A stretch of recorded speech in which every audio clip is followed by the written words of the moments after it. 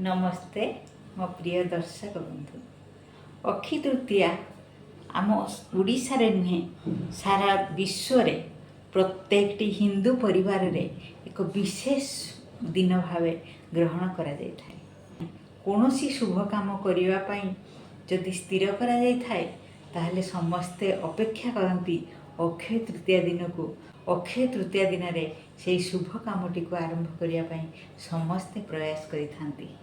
केही नुआ घर किणु, केही नुआ जमी किणु, केही नुआ गाड़ी किणु बा सुना रूपा अलंकार आदि किणु बा कोनोसी शुभ कामर आरंभ से अक्षय तृतीया दिन करिया पई समस्ते प्रतीक्षा करि थांती। कौन पाई अक्षय तृतीया को एते महत्व दिया जाइछि, कौन अक्षय तृतीया विशेषता, काहेकि ये दिनटी एते महान दिन भावे परिचित होइछि, आसंतु जानिबा एई विषय रे। आम ओडिशा रे अक्षय तृतीया किभଳି भावे पालन करा जाय थाए आ तार कौन महत्व के परे आलोचना करिबा। प्रथमे नजर पकेबा पुराण शास्त्र रे अक्षय तृतीया उपरे कौन विशेषत्व अछि बा कौन विशेष प्रमाण रही एई अक्षय तृतीया उपरे। पुराण मान्यता अनुसार भगवान श्रीकृष्ण एई अक्षय तृतीया दिन निजर गरीब बंधु सुदामार गरीब को दूर करथिले एवं ता कुड़िया को सुना कुड़िया रे परिणत करथिले। महाभारत किंवदंती अनुसार जेतेबेले द्रौपदींकर वस्त्रहरण होइथिला एई अक्षय तृतीया दिन ही भगवान श्रीकृष्ण द्रौपदीर करुण चित्कार को सुनी पारिथिले एवं तार लज्जा निवारण पाई कोटी कोटी वस्त्र दान करथिले। तेणु अक्षय तृतीया रे जहा दान करा जाए ताहा बढ़ी बढ़ी जाए बोली पुराण रे मान्यता अछि। एई अक्षय तृतीयार आउ गोटे विशेषता अछि से द्रौपदी आ श्रीकृष्ण को नहीं। जेतेबेले पंचु पांडव द्रौपदी सहित वनवास थिले सेही समय एई अक्षय तृतीया दिन महर्षि दुर्वासा हस्तिनापुर को जाइथिले दुर्योधन सहित भेट करिवा पई।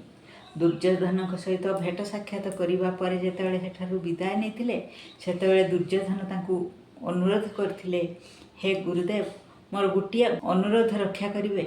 एठु जीवा परे जंगल भितर पांडव 5 भाई अछंती तांको कुटिया को निश्चित जीवे एवं सेठारे आपण अन्न ग्रहण करी तापरे निज आश्रम को फेरी जीवे।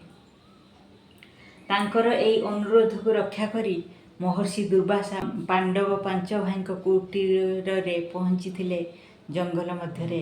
सेतेबेलकु दिन दीपहर गड़ी आसुथाए।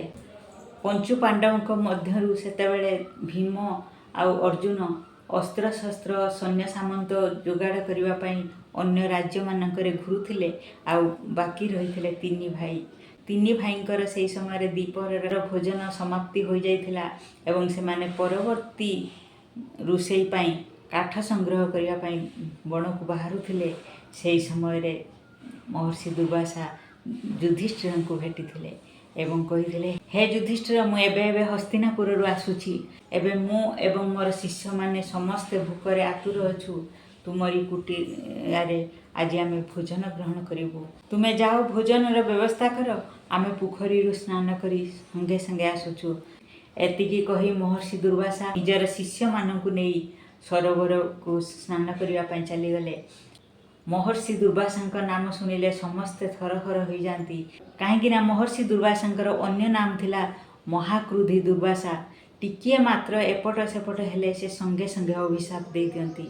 तेणु महर्षि दुर्वासा ए अभिलाष सुनिबा परे पांडव 3 भाई चिंतामग्न होई कुटिया को जेतेबेले फेरी आसीथिले सेतेबेले देखिथिले द्रौपदी निजर भोजन शेष करि सारिछंती एवं रुषेईशाला को परिष्कार परिच्छन्न रे व्यस्त अछंती। निजर स्वामी को एभली चिंतामग्न देखी द्रौपदी पचारिथिले, कौन होइछि, काहेकि एते चिंतामग्न होइछ। सेतेबेले युधिष्ठिर तांको समस्त कथा कहिथिले एवं द्रौपदी रांधिथिबा माटी हांडीटी आनी देखिले सेथिरे मात्र गोटिए दाना अन्न पड़िथिला। एई गोटिए दाना अन्न को देखी समस्त चिंतित होइथिले, कौन करिवे। दुर्वासा एवं तांको शिष्य मानकु किपरि भोजन परसिबे एई चिंतारे समस्ते निमग्न होई दुखी होइथिले। ठीक सेई समय रे भगवान श्रीकृष्ण से तो अंतर्जामी समस्त अंतर कथा बुझीपारती। ठीक यही समय श्रीकृष्ण सेठारे पहुँची जाते। चिंतामग्न अवस्था युधिष्ठिर पचारे, हे कृष्ण, ये अबेले तुम्हें एठाको कौन पाई आसीगल? आसबार कौन अभिप्राय अच्छी? ए अबेले कौन पाई ये कुटिया आपण आगमन है? हसी हसी श्रीकृष्ण उत्तर देते, हे भ्राता, ये मोर भौणीर घर। गोटे भौणी घर को भाई केउ समय केउ मुहूर्त आसी पहुँची जीव तार कौन ठिकणा न थाए, कौन समय न थाए। गोटे भाई तार भौणी घर को जेते बेले इच्छा करिवो, जो मुहूर्त इच्छा करिवो बुलिबा चली आसीपर। से पाखरे कौन प्रतिबंधक न थाए, कौन समय सीमा न थाए, कौन काल अकाल न थाए। तेणु मु आज मो भौणी घर को आसी, तुम्हें कौन पाई मते एमिति प्रश्न पचारुछ? एतिकी कही युधिष्ठिर प्रश्न को एड़ाई दे श्रीकृष्ण स्मित हास्य करी द्रौपदी को कही, हे कृष्णा, भारी भूक हेउची, भूकरे आतुर होई मु दौड़ी आसी। भूक संभाली हेउ नाही, कौन खाइबाकु अछि मते खाइबाकु दियो। यह सुनिबा परे द्रौपदी धरिथिबा माटी हांडीटी श्रीकृष्ण को धरई देले। कहथिले, हे सखा, एई हांडी रे गुटिए दाना अन्न अछि। ए गुटिए दाना अन्न को तुमे ग्रहण कर। अधा अन्न रे निज पेट भराओ, आउ अधा अन्न रे सारा संसार रे पेट भरी दियो। या छड़ा मो पाखरे आउ अन्य किछि नाही। यह सुनिबा परे श्रीकृष्ण हांडीटी धरी से गुटिए दाना अन्न को आनंद उल्लासर सहित खाइथिले एवं तृप्ति लाभ करथिले। कहिथिले, हे कृष्णा, ये गुटिए दाना अन्न मो पेट भरीगला। एथिरे सुस्वादु क्षीरीर बास्ना आसुथिला, अत्यंत स्वादिष्ट थिला। मो पेट भरीगला। मते वर्तमान निद आसी जाउछि, मो शुइबार व्यवस्था करि दियो। या सुनी पांडव भाई माने श्रीकृष्ण को शुइबा पई व्यवस्था करि दैथिले एवं श्रीकृष्ण खाई सारी सेठारे शुई जाइथिले। महर्षि दुर्वासा जेतेबेले निज शिष्य मानक सहित पोखरी भितर स्नान करी ऊपर को उठी आसिले, सेतेबेले देखिले तांकर पेट भरा हो जाइथिला। आगो को चलिबाकू आउ इच्छा हो नथिला। मुखरू सुस्वादु क्षीरीर बास्ना आसुथिला। तेणु सेमाने सबू निज निज भितर कथबार्ता हेले। पेट पूरा भरा भरा लगुछि, आउ खाइबार टिकिए मात्र इच्छा नहीं। किंतु आमे तो पांडव मानकू कही देइछे आम भोजनर बंदोबस्त करिया पई। सेमाने आम भोजनर व्यवस्था करी आमको अपेक्षा करिथिबे। वर्तमान आमे कौन करिबा? आमको देखिले सेमाने आमको निश्चय डाकिबे, आउ आमे मना करिदेले आमको पाप लागिबो। तेणु चालो शीघ्र शीघ्र एठारु लुचि आमे पळेइबा। यह कही महर्षि दुर्वासा तांको शिष्य मानकू नेई शीघ्र से स्थान छाड़ी दौड़ा आरंभ कले और जंगल दे निज आश्रम को चली जाइथिले। पांडव भाई माने किछि समय अपेक्षा करी जेतेबेले देखिले महर्षि दुर्वासा तांको शिष्य मानक सहित आसीबारे विलंब होउछि, तांको खोजिबाकू बाहरिथिले एवं देखिथिले सरोवर पाखरे केही नांती। पाखरे जने अज्ञात लोक को जेतेबेले महर्षि दुर्वासा विषय में पचारिथिले, से अज्ञात लोकटी कहिथिला, महर्षि दुर्वासा आउ तांको शिष्य माने स्नान सारी तरबर होई तांको आश्रम आड़ को दौड़ी पड़ौथिले एवं कहूथिले, एते मात्रार भोजन करा होईछि, वर्तमान शुइबा पई निद आसुछि, शीघ्र शीघ्र चलो आश्रम रे पहुँची विश्राम करिबा।